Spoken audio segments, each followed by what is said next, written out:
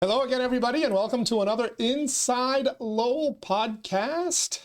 Today's podcast, the state of the city of Lowell, coming to you the morning after City Manager Tom Golden delivered his address to the City Council. Now he's going to deliver it to you, our Inside Lowell audience. I'm going to bring the manager in a quick moment, but first, I want to thank our sponsors for helping to make this podcast possible, all Inside Lowell podcasts, and for that matter, all of Inside Lowell. We couldn't do it without them. Thank you to our friends at Washington Savings Bank, serving the greater Lowell community for over 130 years. Make the switch now to Washington Savings Bank. Unicare, offering a variety of plans for people insured under the GIC. At Unicare, your health is their top priority. Boston North Company, business solutions to help restaurant and retail companies save money. Make your business more profitable today with Boston North Company. Mahoney Oil, providing warmth and protection to families in Greater Lowell and Southern New Hampshire since 1925. That's a century, folks. That's Mahoney Oil.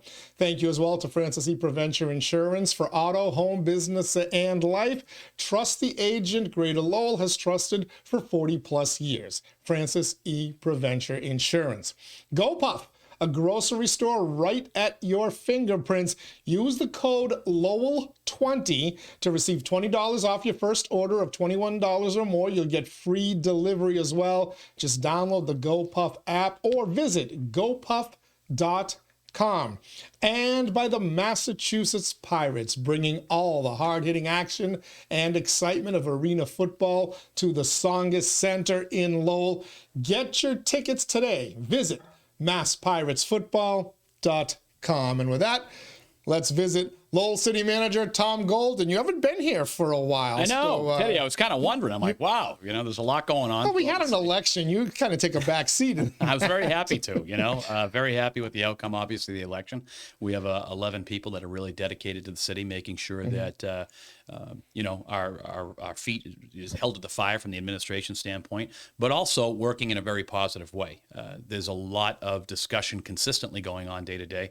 And I'll tell you, the residents of Lowell should know that all 11 of the councilors are engaged at every aspect, daily, weekly, hourly. Too engaged at times? No. That's what makes a good, honestly, a better government is when more people are engaged. And sometimes it's not always what we see. Sometimes we see people just on Facebook making comment. But we need a lot of people to make this city the way we want it to be. I mean, we're doing great things, but we need to be better and better every single day. All right. So how would you describe the state of the city? How did you describe it? You're gearing up on closing in on your second full year on the job. What state is the city in? I think we're doing much better. I think that there's been all challenges, of course. We could talk about anything, and I know we will today. We'll talk about issues and challenges of the past, and some of the things that I believe in my heart, being a lifelong Lowellian, to try to make this city a better place. I mean, we always talk about the city of Lowell being the number one city or the premier city in the Commonwealth of Massachusetts. And with my past experience, I can always tell you that friends down in Boston were always saying to me, gee, how did you do this? How did Lowell do this? Why does Lowell always look good? Our toughest critics, I think, are right within these boundaries of the city. People on the exterior look at us as something that they want to be, other gateway cities.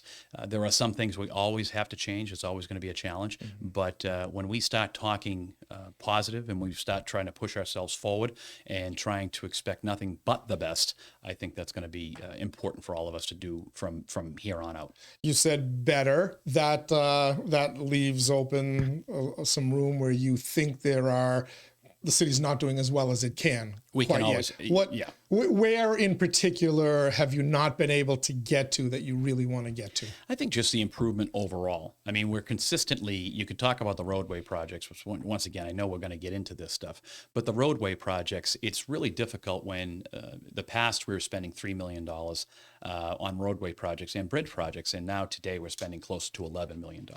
That's going to take a few years to kind of get into, to people to really start to see the benefits of revenue increase, taxation, whatever that may be. However, So just to clarify, when you say you've gone from 3 million to spending 11 million, we're not talking about the big state projects and the things that they're doing, the big fill. Some of it does come in, from, from Chapter 90 monies, which is state monies. That is always included in our baseline.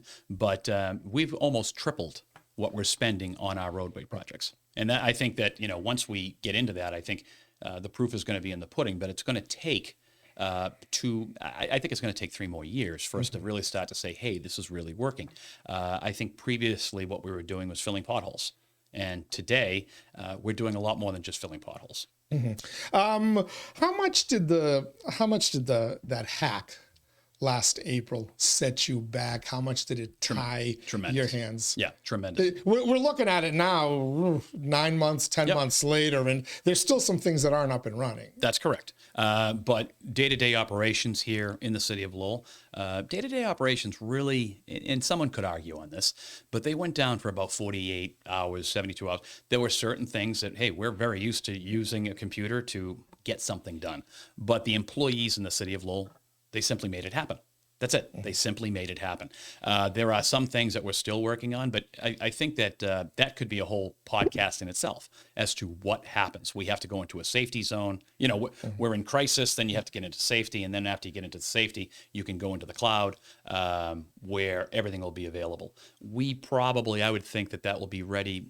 This is a 1-year event, I would say. If it's any earlier than that or a few weeks later, I would be okay with that, given what I know, given what the number of people that we've had in, not to drop names of any people, whether agencies or whatnot, but the agencies are very comfortable with the way we operated and what we did.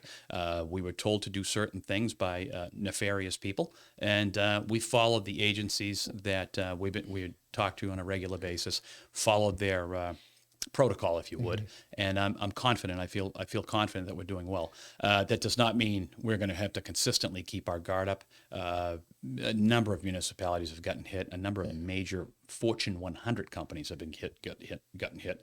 There are things that we are still doing, things that are still not operating, but overall, I think that our MIS department, and that includes, our entire MIS department, the schools department, the police department, fire department, I think they've done yeoman's work. They've worked extremely hard to get us to where we are today. You caught a lot of heat at the time, and it certainly looked like a dour picture when that company went out there online and said, we have the info, we've released it, we're going to release a whole bunch more. Right. And everybody kind of panicked, and you kind of held firm. Ultimately, it doesn't appear like there was any massive release of information, and suddenly stopped hearing even anecdotal things. Yeah, anecdotal things. I mean, but at the time, yes, I followed the playbook of the professionals that do this, right? Was I nervous? Of course I was, because my information, your information, the taxpayers here. But we have so many things. When people said, I paid my taxes online, well, we use a third carrier. So that carrier, it's very likely that carrier someday could get hacked, right? But I'm being led to believe, and I will say I'm being led to believe, not being a professional in the IT world, that where we are heading, we are going into a better situation, that better situation being the cloud. Now, is that true? Teddy, I don't know. You and I have joked often. I mean, I've gotten the letters from different banks and different credit card companies that they've been hacked, and my healthcare company was hacked. So all of this stuff, but we locked it down. Very happy to say that first of all, everyone received LifeLock from throughout the city, and anyone that had a real major problem. I'm not saying people didn't, but I'm kind of wondering, is it from the city? Or is it not? Because a lot of what we have, if you were to look through, I was culling through it myself. It's a social security number would be like XXX, so and so, and then the last 4. So I don't really know what they could do with that. I'm sure some brilliant computer person can do something with it. So I wanted to ask about that. You said that you'll probably be a full year by the time you've completely recovered and gotten back to normal operations, albeit in a better, more secure place.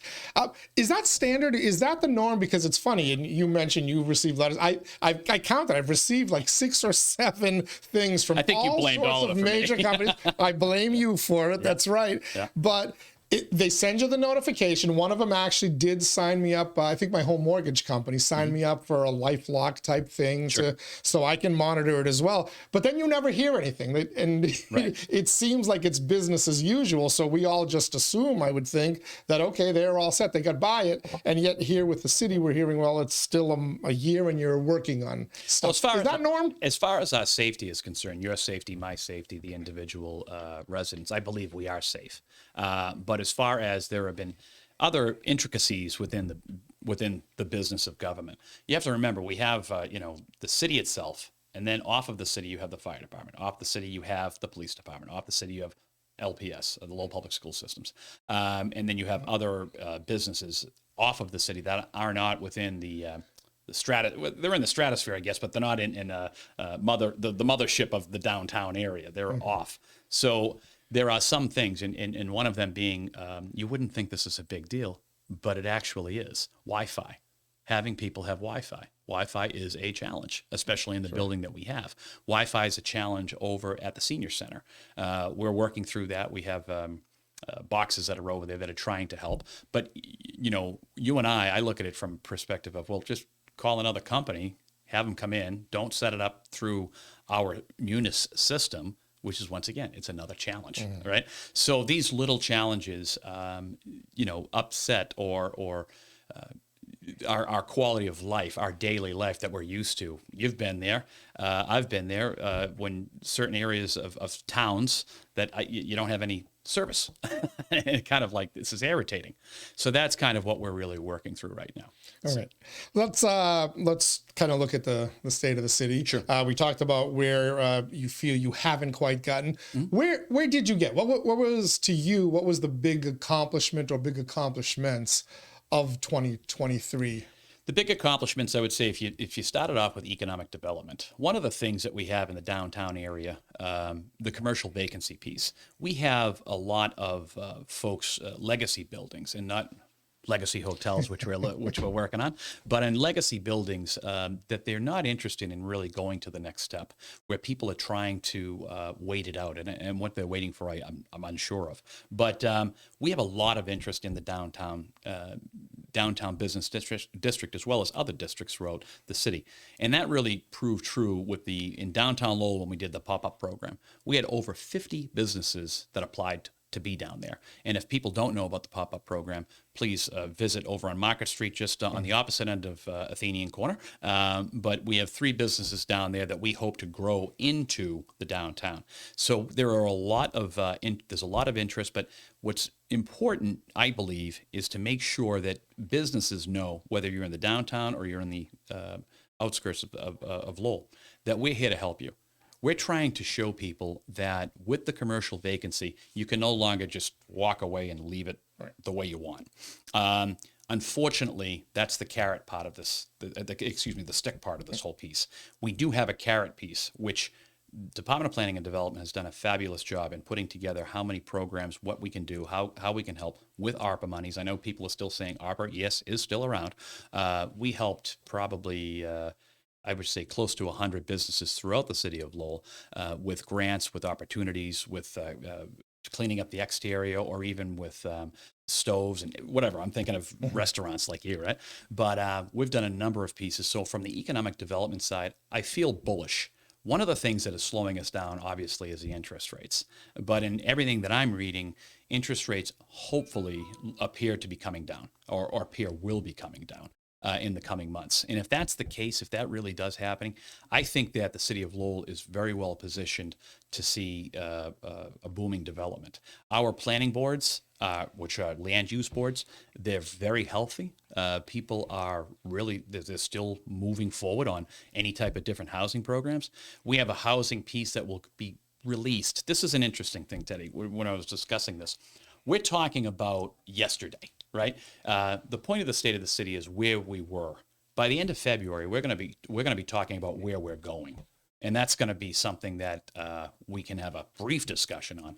But yesterday's event was really all of the success stories we've had with economic development. Where are we going with housing?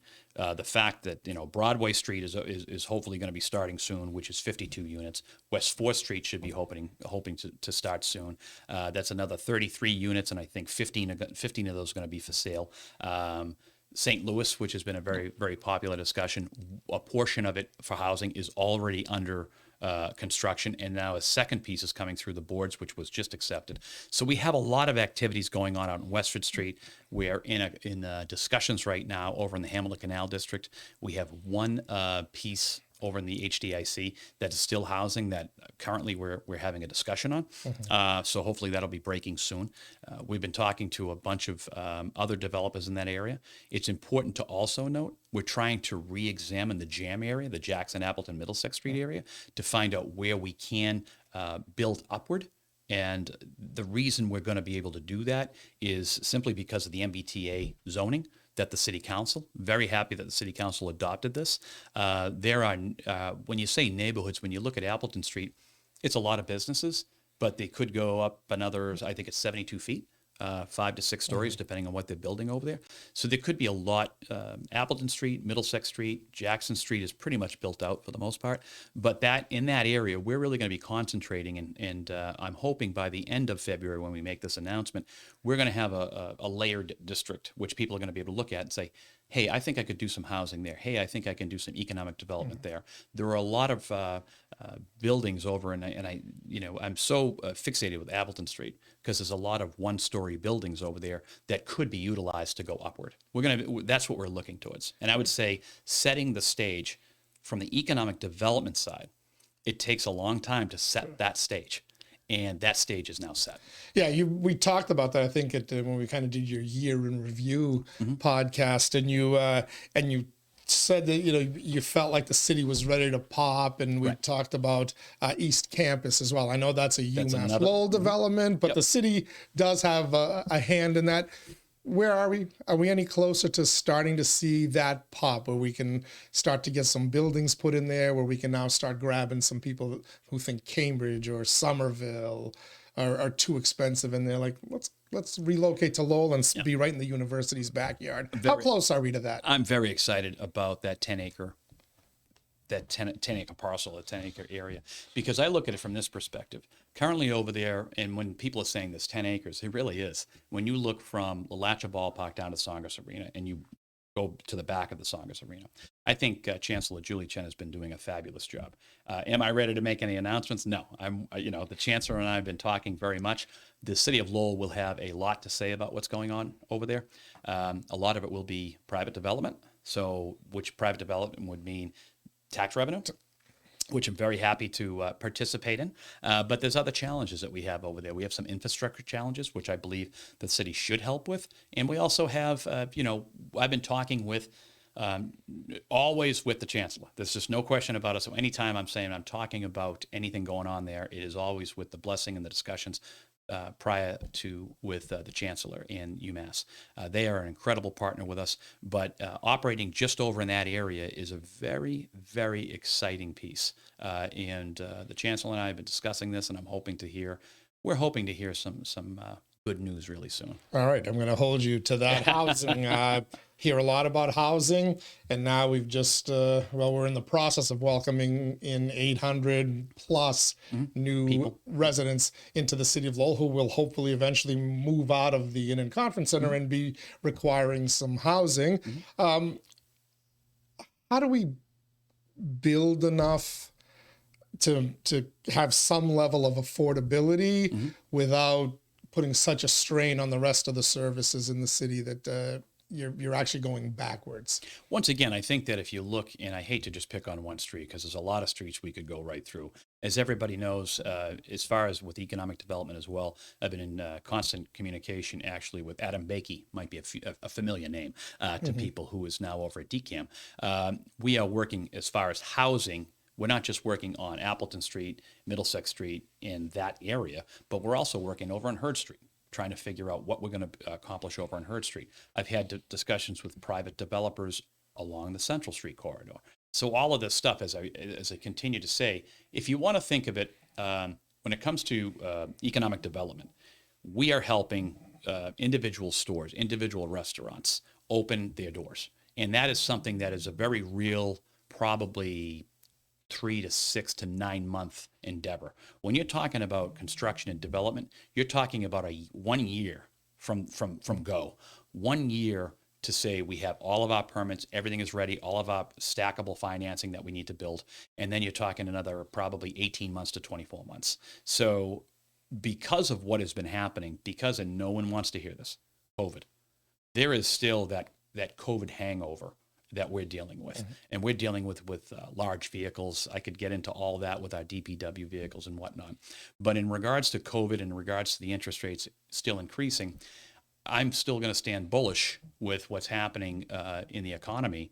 And I'm hoping that this coming year we'll start to see a couple of rate cuts. I think the last thing I read, and quite frankly, everything I read comes out of the Wall Street Journal and a couple of other business areas. We're looking at 3 to 5, depending on who you're talking to.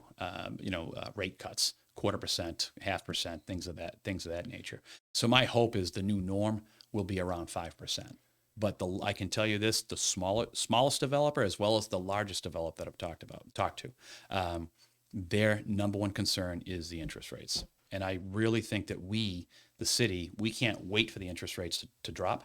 We need to continue to do our work as we are over on East Campus to figure out what it's going to take, how long it's going to take for people to get their, the appropriate OKs from the city of Lowell through permitting.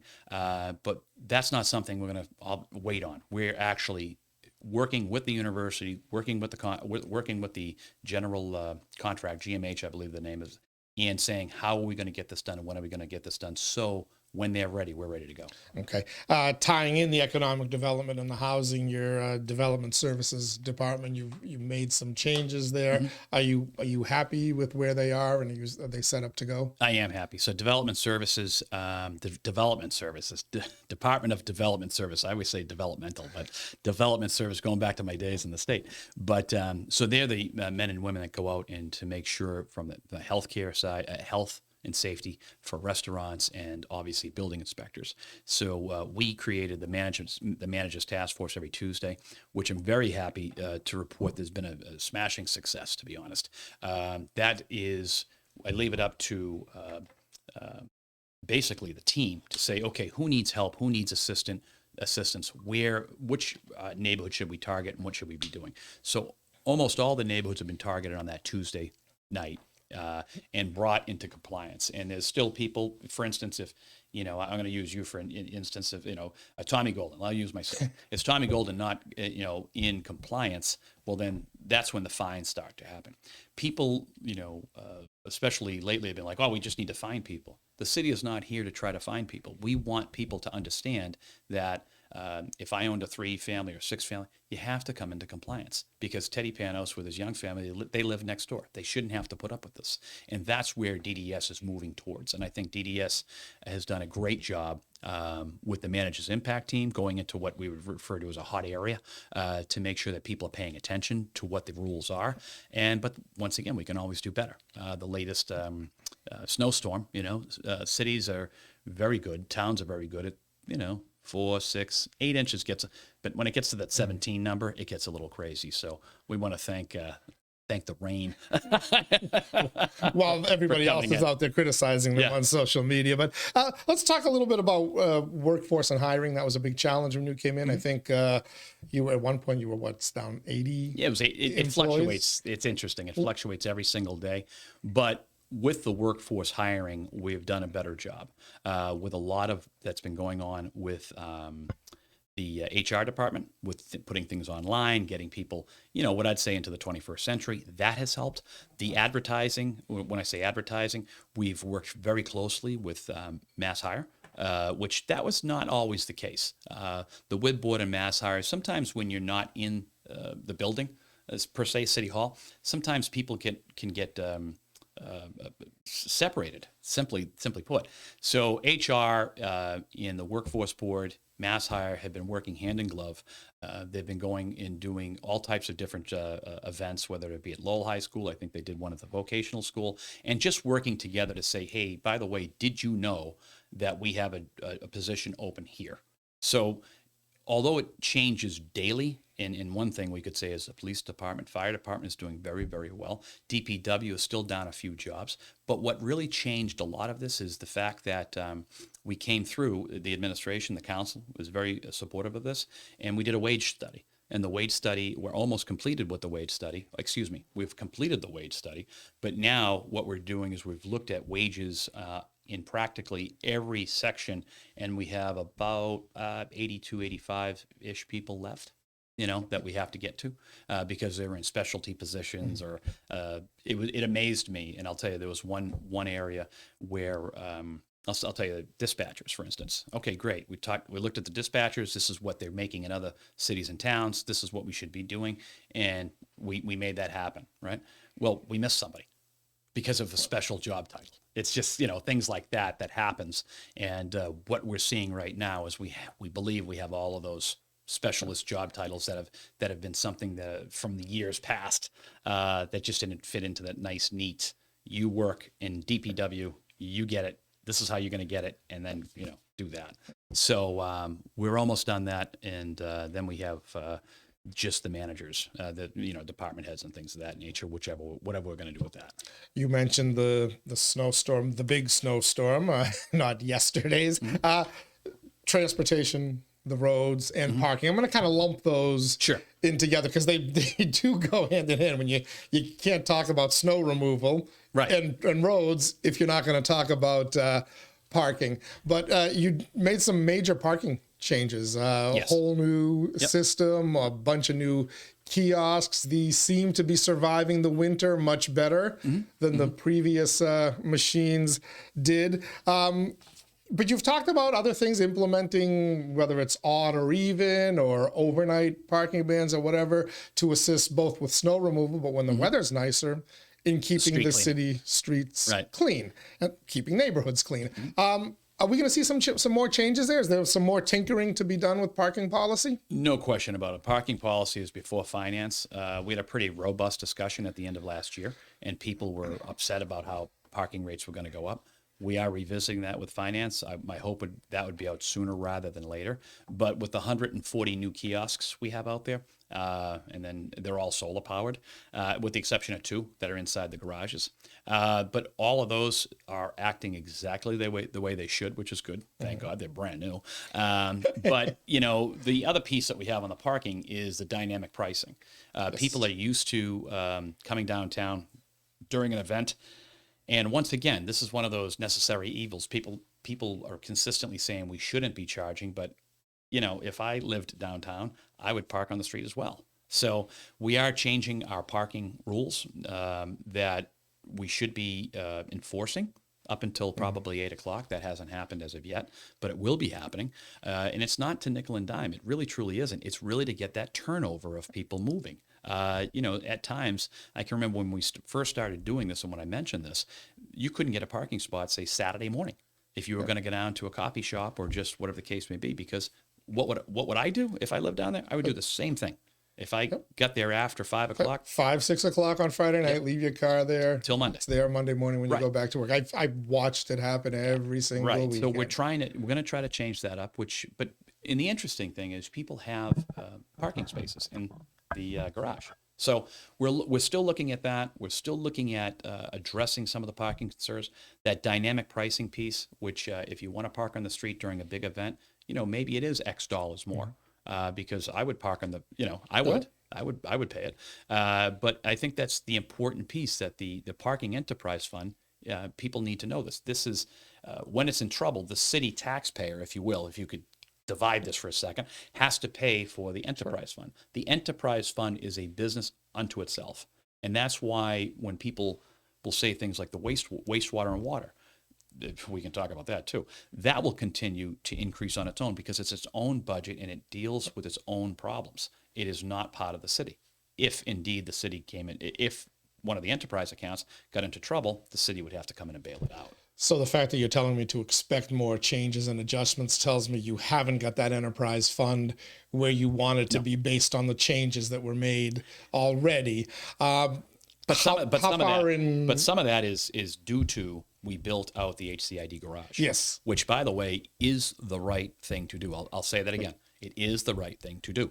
At one time, Middlesex Street, the Early garage, the Edward Early garage was built out and it was empty. And people complained that, look at this monstrosity, because it's a huge lot, all right? And look at this monstrosity, we're paying for it. But in that situation, you built it and they did come. You cannot get into the Early garage. You can't get in there. And, the private garage, which is run by Mr. Lopoli over by the district court, truthfully, we're waiting for that to open up because it can relieve some pressure. HCID. You still have space in the HCID lot, though, right? We have probably about 600 spots, but that 600 spots, once 5 and 6, 11 and 12 are filled, 5, 6, and 7. I always forget about 7, but it's part of 6. That's what I think. But once that stuff gets filled, right, we'll be looking for parking. Trust me on that. It's just HCID was the right move, and we'll see that in the future. Okay. When is that Lopoli private lot going to open? It looked like it was, I had to guess, so 4 months ago that it was about to open, once again, and all of a sudden it hit the skids. Yeah, people, why is it not open? Every day it's not open, he's not making money. That's, I can't force him to open, but I have talked to Mr. Lopoli a couple of times on it, and, I think it's going to be within the coming 4 or 5 weeks. But I say, in this business, Teddy, it's interesting. When I say 4 to 5 weeks, people will take that as it's going to be open by the end of February. I look at it from a perspective, from a business perspective of it's not open, you're not making money, so they're hustling. There must just be some internal strife or internal issues. What about transportation? I was actually reading over the weekend Dick Howe Jr.'s Substack, his blog, and he talked about it again, how they're just parking issues affect snow removal, they affect all sorts of things. And ultimately, unless we move away from more vehicles, you're never going to solve these problems. He kept pushing for public transportation, whatnot. In terms of transportation, are there any things the city is working on to maybe help ease traffic or the need for parking? Well, I'll tell you, the LRTA really takes care of our public our public transportation. The LRTA right there, Dave Bradley does a fabulous job. And I say to folks all the time, let me know what your thoughts are. Let me know your ideas are, because we need to really push that portion of our transportation system. I would say that Mr. Howe is correct. We need to get a better public transportation piece. But fortunately, from my perspective, that's something we can lean on the LRTA on. If people have those ideas, I'll gladly bring it up to Dave, who is very welcoming of every new idea. But our transportation as a whole, we are still very, car-centric, right? Everybody has a car. And that leads into the problems with getting vehicles off the street. There are some people that want us to ticket and tag everybody. That's not what we're here to do. During a snowstorm, we're here to remind people to park smart. Some things may go unseen or unnoticed during a non-snow emergency, but when when one of our trucks can't turn down a street, that's where the problem starts, right? Mm-hmm. So that's where we start ticketing and towing. And the Lowell Police Department does a fabulous job. They're out there banging on doors, hitting the lights, telling people what's going on. Our number one goal is not to ticket and tow. That is it. I mean, and people disagree with that, but you know something? It's an awful expensive endeavor, and I'm not looking to do that to folks. Park a lot smarter, right? But it's transportation as a whole, and we alluded to this earlier. Fiscal year 2022, I think this is important to note because this ties into everything that we're trying to accomplish. In fiscal year 2022, we spent $3.95 million.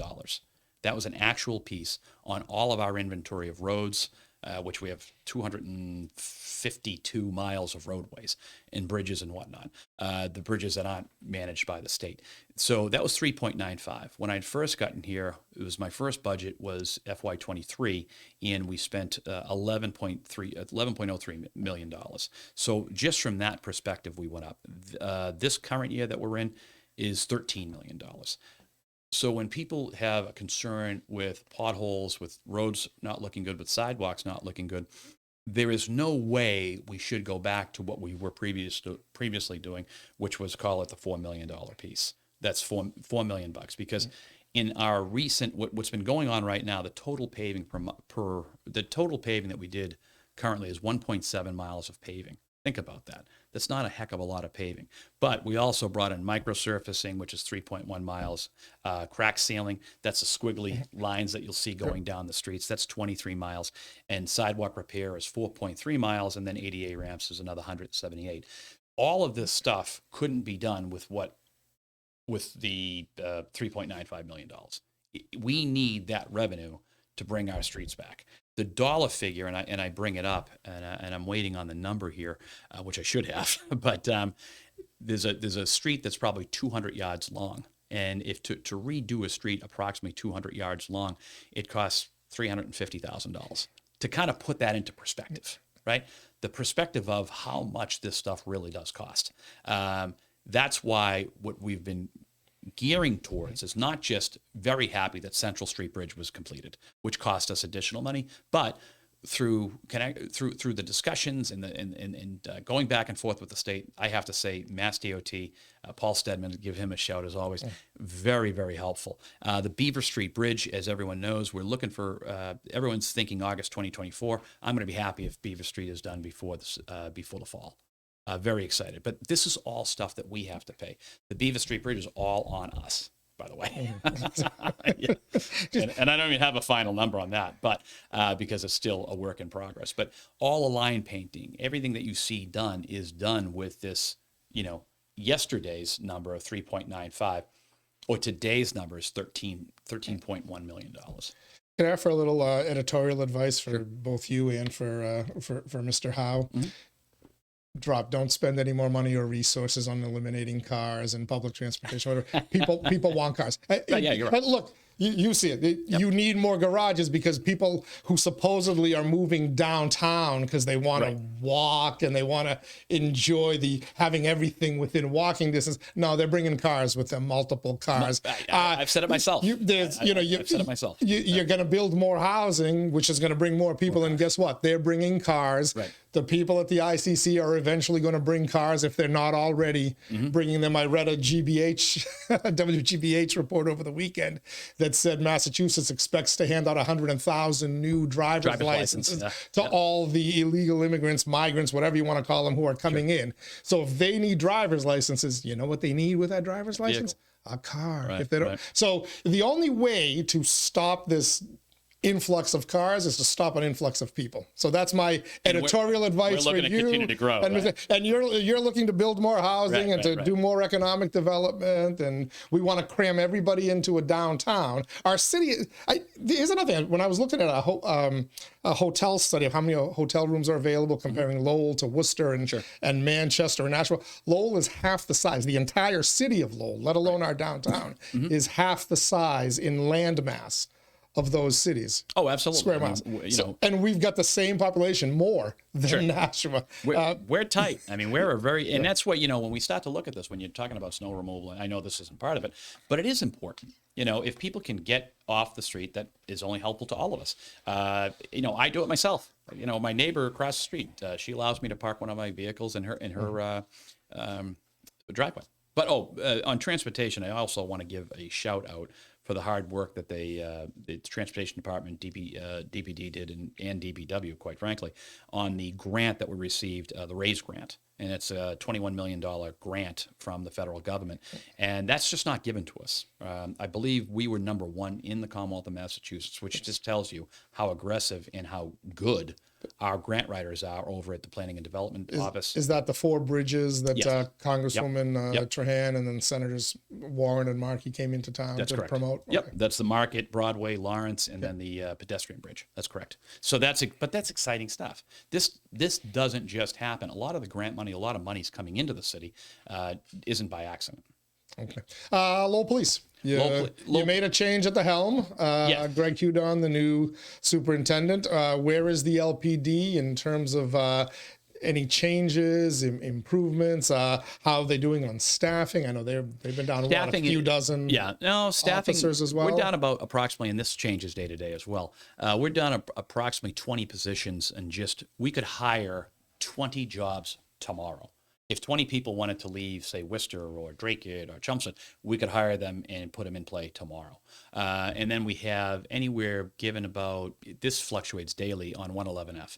The one thing about the Lowell Police Department, and I'll say, is professionalism. So they work hard, and sometimes in this type of industry or type of job, you get injured. So we have a number of folks, whether it can fluctuate anywhere between 10 to 20 that may be out. And sometimes we always hope, knock on wood, it's a short-term thing, but sometimes it's a long-term thing. It's they expose themselves in situations that we normally would not. So we can be anywhere between 30 to 40 people down, and that becomes challenging. It does. But I think the superintendent has taken that on just recently. He's changed some things around. So far, so good in the last week and a half that this has happened. People are noticing it. I have to, the shout out to the downtown captain, Captain Marisol Nobrega, who did a wonderful job working with, in the Jam area, Jackson, Appleton, Middlesex, plus the downtown area. And she's going to be heading up our downtown, our recruitment area, and the captains have really stepped up and done a great job. The deputies are doing great, but the patrol, when you talk about your patrol, your sergeants, and your lieutenants, those are the men and women that you're more likely to see. Those are the people that day in, day out are dealing with maybe the children at school, the folks that break down on the side of the street, or hopefully not at your home if there's a problem. Those are the men and women that are out really working hard every day, and I take my hat off to them, because the entire department, really, I'm proud of them. I stop and see them and talk to them, and it's kind of funny. They're very paramilitary type organization, and boy, when the chips are down, you definitely want LPD there. Are you happy with the progress that LPD has made with some of the problem spots? Very public, the downtown, Yep. the panhandling, so. the aggressive panhandling. We heard about the issues in the back central area, South Lowell, whatever you want to call it. Yep. I don't know if it's winter and that's what's caused it, but what I'm seeing anecdotally, it looks much better. Oftentimes that kind of spreads to other neighborhoods. Is that what's happening? Are you playing a whack-a-mole, or have we seen a significant difference? Our goal is to really listen. We're not, we're looking to build more home, better homeless opportunities, right? For the first time, and I don't know how long, but there's a very, very positive relationship with the Transitional Living Center. We meet very often, to talk about how we can better serve our homeless population. You can call it SMOC, you can call it the shelter, you can call it LTLC, it's all the same organization. We have a lot coming up, which, and we're also working with CTI, which people know, Community Teamwork, and Karen Frederick, who has done a fabulous job with CTI, I'm very upset that she announced her retirement, but CTI does a dynamite job as well. We're working, once again, I've made this comment earlier, hand in glove with the shelter, as well as the professionals in that world in CTI. I think that 2024 I think we're going to see big things from this. If we can get a couple of ideas to pop, I think that we'll be making announcements. Unfortunately, not it'll be for the wrap up of 2024. Mm-hmm. So, but I'm very happy with the relationship building that we've been doing in that area, and quite frankly, being homeless isn't a crime, but being vagrancy causing problems, that's an issue. So I would like to think that the police department is holding people accountable. And I am hopeful that, the bad players that are preying on people, I'm hoping they're getting the message, to be honest with you. Seems to be, but they always do seem to come back. So we'll see how that plays out. Final area, schools. We'll put the high school aside, but you've got 27 other. It depends on how you want to look at it depends on how you want to look at the buildings, right? And they keep popping up as trouble spots, heat issues here and there, mold issues there. You've been effective, and it kind of started under Manager Donahue as well, getting MSBA money to do some of these individual projects.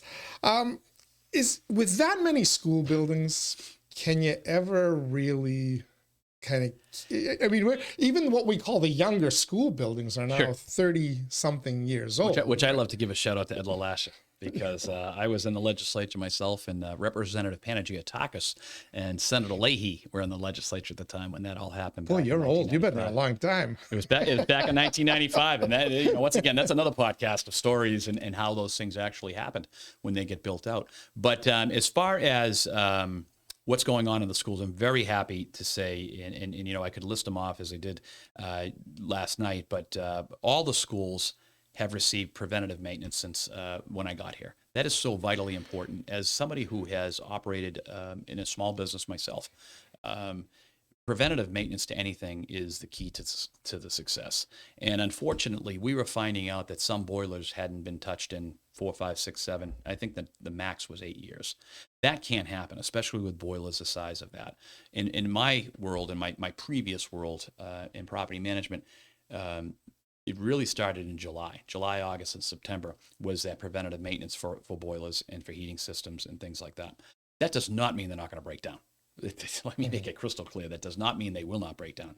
But the fact that you're in there changing out any type of filters, changing out, just making sure that there's no leaks, pushing the business, pushing things through, that has made such a difference, I believe, in the past 21 months. That do we have problems? Yes, we do, but we're not putting out fires, right?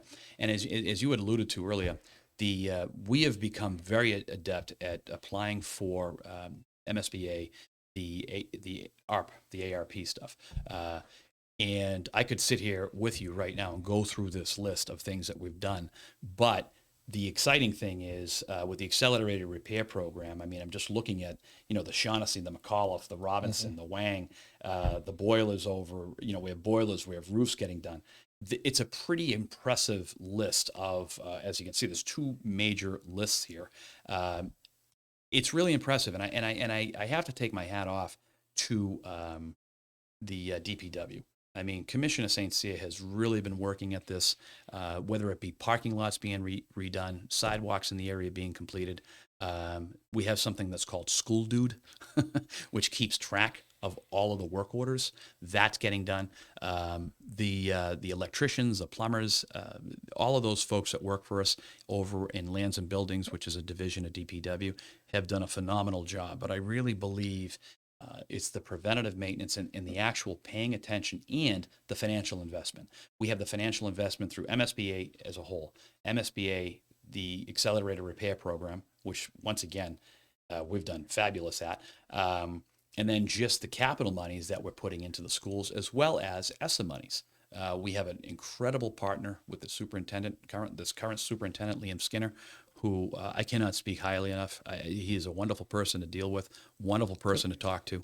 Tonight may be named permanent superintendent if he can find one more vote. Hopefully. I mean, it's really sometimes the person's right there. And I can only tell you from my perspective, Liam Skinner has been an absolute joy to work with, and not looking to blame anybody, just basically, how do we solve this problem?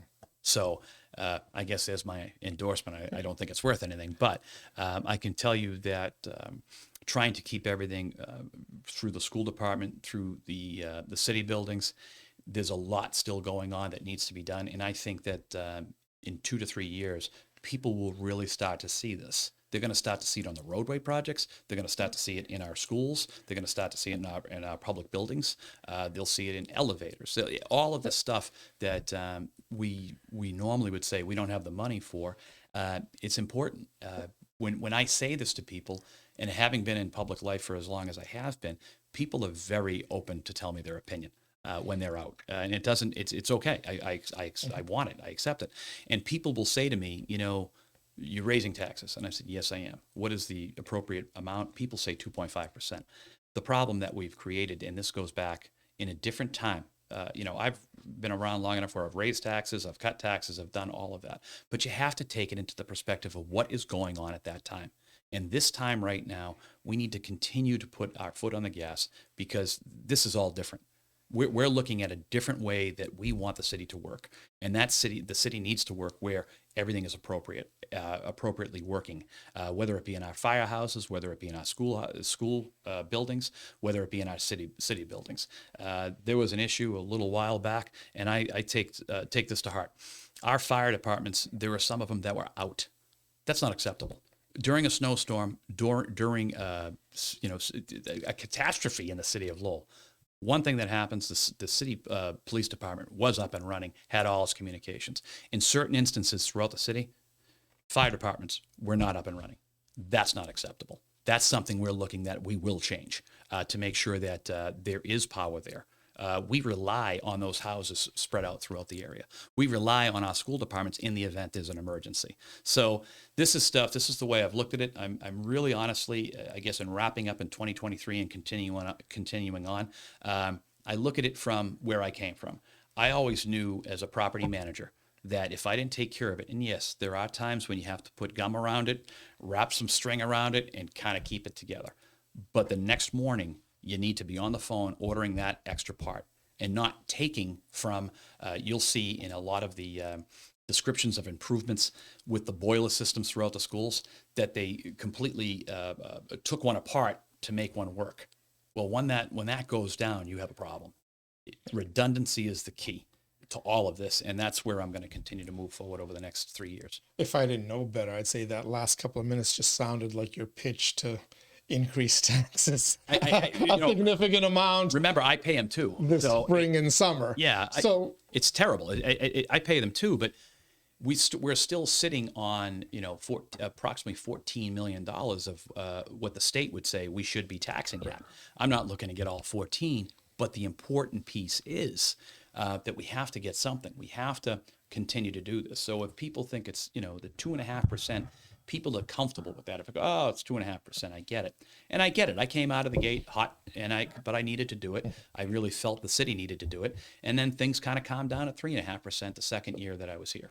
So you're probably, your department heads and you are already probably working on the next budget. Yes, we are. You just got a governor who put some cuts in for the rest of this fiscal year and basically told you that the next fiscal year's budget's even going to be lower than that one because of, well, you may not say it, I'll say it, the disaster she has created for the budget. By the way, where is all that millionaire's tax money? I thought that was going to solve all the issues. I would say it once. I don't know. I don't know the number to that, but I have to say, you can look from the school's perspective, from the Student Opportunity Act, and this only helps the city. Right, with the Student Opportunity Act, from FY22 until present, I believe it's been approximately $50 million that we've gotten an increase. That's from 175 to 178 million dollars up to the current of 229, and that's all state money coming in. Why is that important? It's important towards not only the $50 million-ish that we received, it increases our maintenance of effort, which, by the way, as of FY22, we were up $8 million. That means $8 million above what we could be spending. And I don't know how to say this, but with the increased monies that were received from the Commonwealth of Massachusetts, which we're very thankful for, which I was there when it happened, but it kind of allows us the maintenance. We should always meet or exceed our maintenance of effort. Under FY22, we were $8 million above. We're somewhat starving the rest of the government, and quite frankly, we're somewhat starving some of the buildings. So we're looking to shift that a little bit to make more improvements in the buildings, so that number might fluctuate over 2023 and 2024.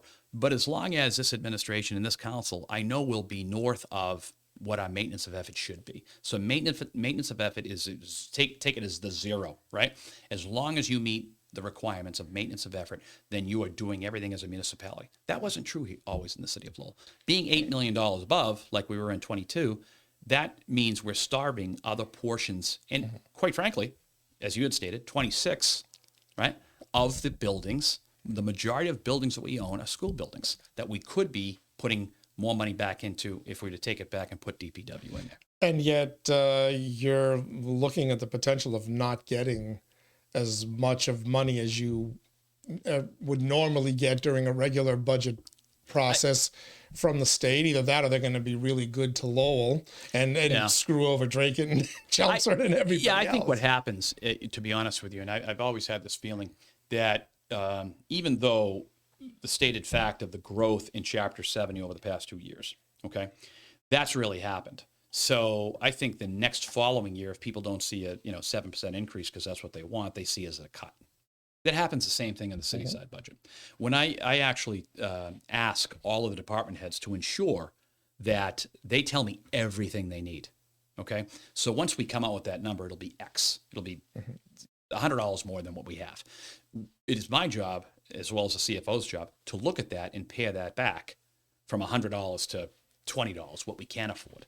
So too many times, I don't think I'd been in the legislature where I actually had seen less money on Chapter 70, less dollar figure. People will play the inflation game. Well, per inflation, we're down X dollars.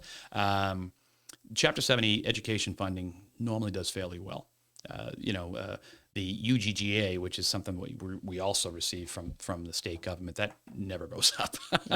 That's just, we have Chapter 90 monies, which is road and bridge projects, and UGGA monies that can go pretty much anywhere within the city budget, but that doesn't go up as much as, say, Chapter 70 does.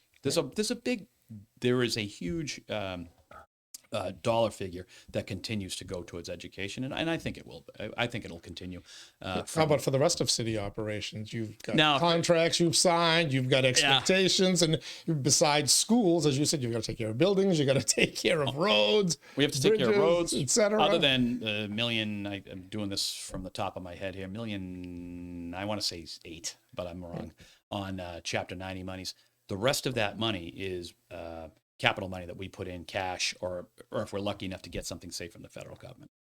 So all of that money that we're putting into the roads and the bridges, it is very real. That 3.9 to 11, that is that is done because of this council, this administration moving the ball forward. It's a different tomorrow, and that's what we've decided. We're not filling potholes anymore. I mean, we're still filling them, of course, but we're not just filling potholes anymore. If we want these better roadway projects, if we want better sidewalks, quite frankly, we have a sidewalk piece that when it does come out, people are going to say, wow, on a 0 to 100, my sidewalk's at a 20. I mean, my street is at a 24 out of 100. It's just that's just the way it is. But you wouldn't go spend any money on a street that's 6 houses, to be truthful. It's not bad. We have some potholes, but there are other sidewalks and major thoroughfares that we have to attack. And with those numbers that I'd given you earlier, you can clearly see how much it does cost to do this type of work. And then you have to make sure that National Grid, the water department, sewer department, is all in conjunction, because once you do this, you're going to have a 5-year moratorium. You can't rip it up. So, working with National Grid is a challenge. And quite frankly, with everything that we have going on with the EPA currently right now, Centerville, Christian Hill, that whole area, that's going to be challenged because we're going to be we're ripping up the roadway project from right around the Robinson all the way down. So there's a lot going on, and a lot to be thankful for that we can do, because we have the finances, and I say thank you to the council. I say thank you to the residents who are the taxpayers, and they should deserve more. But just looking once again, I use this all the time, looking at the dollars that we were not spending in years past, and I'm not blaming or pushing anything on anybody else. Things are changing. People want change. They want more activity in the downtown. People want more, which I think people have seen. They want better roadway projects, better sidewalks. And that all comes, quite frankly, that comes from the taxpayer here in the city of Lowell. It doesn't come from the state. But thank you very much, federal government, for the $21 million plus. That's for bridge work. So fair to say the state of the city, in your eyes, pretty good, but we're going to do better? We're always going to do better. There is no way, and I kind of look at this from my perspective, my personal growth of everything I've tried to do over the years that I've been doing this. I consistently I expect better of myself every day. I expect, my kids will say that all the time, play like a champion, keep moving, keep the ball going. If you make a decision, stand by it. If you make a mistake, it's better than staying stagnant. And trust me, in the past 21 months, I've made mistakes. The victories are never really talked about, but that doesn't matter.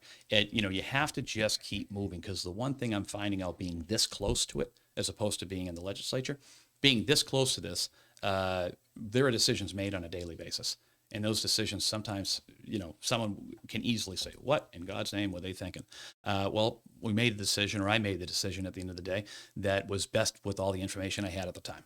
So, and I'm very, very proud of all the folks, all the department heads, all the employees. The employees are really working hard, stepping it up, and making all of us proud, I think, to be from the city of Lowell.